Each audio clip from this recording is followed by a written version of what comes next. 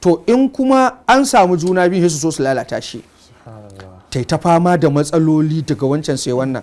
idan ba su ci nasarar lalata shi sun zubar ba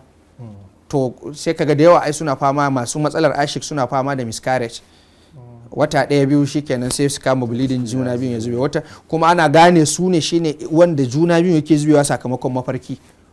ko wani ya sadu da ita kawai shikenan ta tayi da jini ko wani ya bugi cikin nata shikenan sai bleeding ko wani ya biyo ta da gudu ta faɗi shikenan da makamantansu dai suna musu abubuwa da yawa ko ta ga wani mahaukaci a cikin mafarki ya daka mata tsawa ko ya razana ta kawai sai bleeding to haka salo-salo suke amfani da su kala daban-daban wajen lalata shi in duk ba su yi nasara a wannan ba da akwai hanyoyin da ake bi wanda in dai mace ta lazimta insha Allah ba za su iya zubarwa ba to in ba su yi nasara a wannan ba kuma to sai su yi kokarin tashwe na shi yara yaya za su jirkita shi yanda ko an haife shi ma za a zo ana ma ina ma da ba a haife shi ba sun yauwa yanda shi ba zai amfani kansa ba balle wani amfana da shi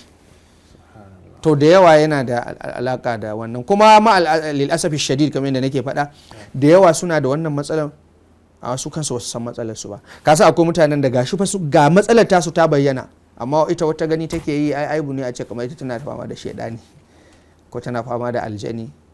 amma an jingina mata wani na kasu ne